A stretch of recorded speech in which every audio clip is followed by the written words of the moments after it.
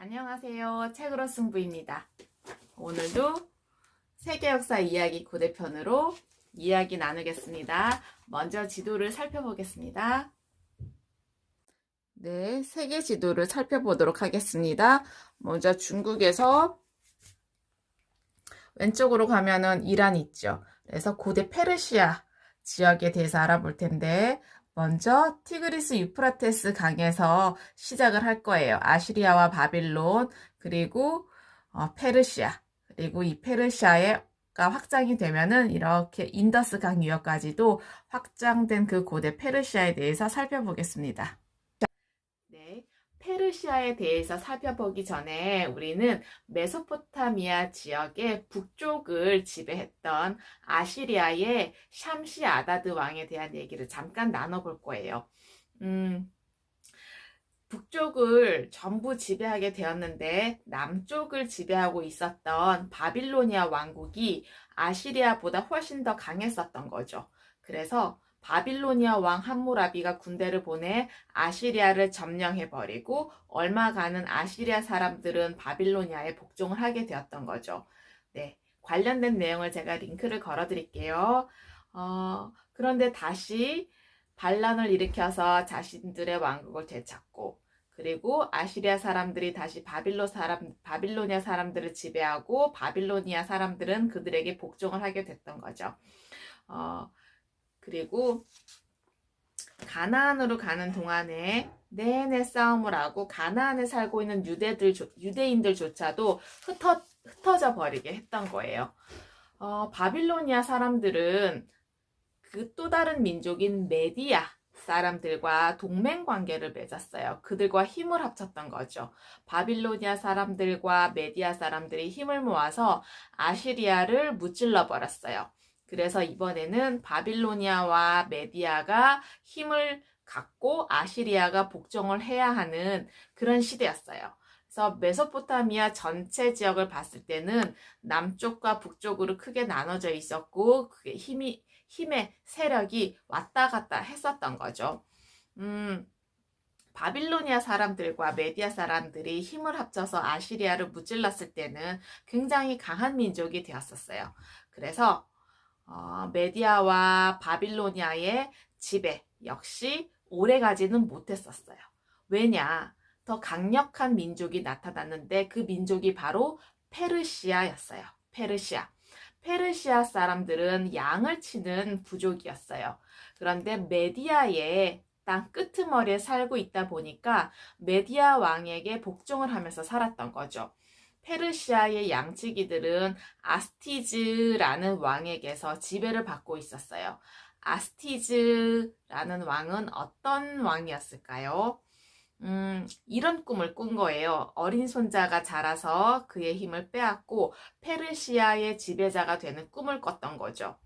그래서 그 이후로는 그 생각에 잠을 들 수가 없었던 거예요. 아침이 되고 그 고민 끝에 고문관, 그러니까 함께 그 일을 하는 그 관리인 고문관을 불렀던 거죠. 그러면서 당장 자신의 손자, 아스티즈의 손자를 산으로 데려가서 죽이라고 했던 거예요. 아무도 모르게 그 손자를 없애버리라고 명령을 했던 거죠. 고문관은 그 끔찍한 일을 하고 싶지 않았어요. 그래서 산으로 아기를 데리고 갔는데 주위를 둘러봤더니 양치기 한 명이 보였어요. 그래서 그 양치기에게 너에게 많은 상금을 줄 테니 이 아기를 없애버려라, 죽여버려라 했던 거예요. 그래서 양치기는 그 아기를 바라보고 좋은 생각이 떠올랐어요. 제가 이 아기를 없애겠습니다. 이렇게 말을 한 거죠. 그리고서는 그 아기를 데려가고 실제로 죽이진 않았어요. 대신에 염소 한 마리를 죽여서 마치 그 아기의 피로 죽인 것 같은 그 증거를 남긴 거죠. 사실 그 양치기는 아기가 없는 부부만 살고 있었던 사람이었어요. 그래서 이 양치기 부부는 그 아기를 데려가서 키웠는데 그 아기의 이름이 바로 키루스였어요. 키루스는 키가 크고 건장한 청년으로 자랐고 다른 양치기들보다 빠르고 영리했어요. 그런데 어느 날 그 양치기는 그러니까 키루스를 키워준 그 양치기는 키루스에게 양을 파는 일을 도와달라고 하면서 마을로 데려갔어요. 근데 때마침 그때 고문관과 아스티즈 왕이 지나가고 있었던 거예요. 아스티즈 왕은 그 키루스를 보자마자 자신의 손자임을 금세 알아챘던 거죠. 그래서 고문관을 불러다가 자신의 말을 거역했음을 알고 그 가족과 그 고문관을 죽이려고 했어요. 고문관은 산으로 도망가서 키루스를 만났어요. 그래서 이렇게 이야기를 한 거죠. 당신이 페르시아 왕이 되고 싶다면 내가 도와주겠소. 그렇게 고문관과 키루스는 페르시아 사람들이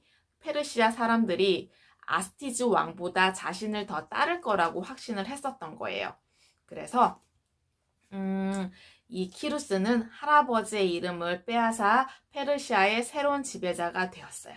그리고 나서 했던 또 하나의 큰일이 뭐냐, 바로 메디아 끝에서 메디아의 지배를 받고 있었잖아요. 그 메디아의 큰 제국에 저항하는 싸움을 벌였던 거예요. 그래서 3년간의 격렬한 싸움 끝에 드디어 메디아를 정복했어요. 산에서 양치기로 자란 키루스가 메디아와 페르시아를 합친 큰 제국을 지배할 수 있게 되었습니다. 네, 키루스 대왕의 정복 활동은 대단했어요.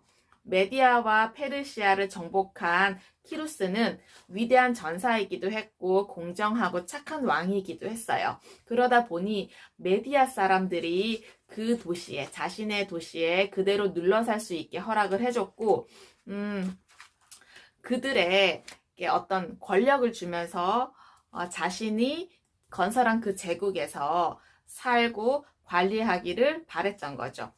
그래서 페르시아 관리와 메디아 관리가 함께 일을 하고 그들은 자신들이 제대로 대우받고 있다고 느꼈기 때문에 키루스 왕에게 반항할 이유가 없었던 거예요. 그리고 키루스 왕은 서쪽에 있는 소아시아를 통치하고 싶어 했었어요. 그러니까 지금의 터키 지역이죠. 그러다 보니 소아시아를 통치했던 크로이스스 왕을 찾아가서 정복했어요. 그래서 크로이스스 왕이 정복을 당한 후에 이 도시는 이제 당신의 것이요, 당신의 병사들이 저 보물들을 훔쳐가는 것은 당신의 보물을 훔쳐가는 것입니다. 그 얘기를 듣고 키루스는 병사들이 약탈을 멈추고 훔친 보물들을 자신에게 갖고 오게 했어요. 그러고 나서 키루스는 다시 동쪽을 향했던 거죠. 동쪽에는 인더스 강이 있는데 그 인더스 강까지도 이제는 키루스의 지배하에 있게 되었습니다. 키루스의 정복이 여기서 끝났을까요? 아주 큰 적이 하나 남아있는데 바로 바빌로니아였어요. 바빌로니아 사람들은 오랫동안 메소포타미아를 지배했잖아요. 그래서 매우 강력한 왕국이었어요. 그리고 그 티그리스 강과 유프레테스 강 사이에 있는 아주 멋지고 비옥한 땅을 사실 키루스는 너무 갖고 싶었던 거예요. 그런데 바빌로니아의 군대가 페르시아 군대보다 더 막강하다는 것을 알고 있었는데 키루스는 한 가지 유리한 장점을 갖고 있었던 거예요. 뭐냐면 키루스는 인기 있는 왕이었어요. 하지만 바빌로니아 사람들은 바빌론 자신들의 왕을 좋아하지 않았어요. 싫어했어요. 그래서 바빌로니아 사람들이 자신들의 왕에게 넌더리가 날 때까지 기다렸던 거죠. 그래서 마침 때가 왔을 때 키루스는 군대를 이끌고 바빌론으로 진군시켰던 거죠. 왜냐하면 바빌로니아 사람들조차도 키루스가 공정하고 어진 왕이라는 것을 소문을 통해서 알고 있었거든요.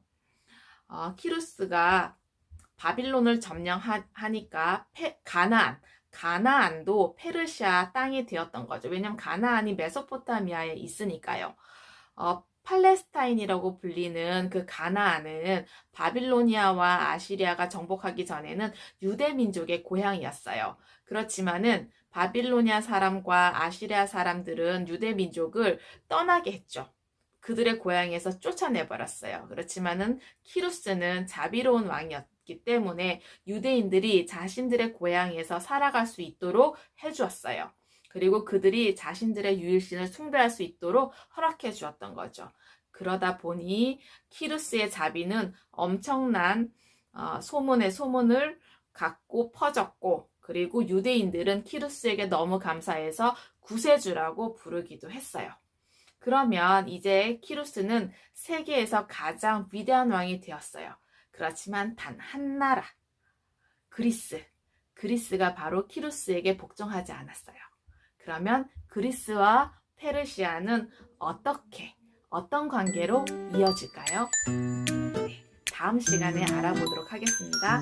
과거의 지혜와 지식을 통해서 현재와 미래의 삶이 좀 더 풍요롭고 의미 있기를 기원합니다. 감사합니다.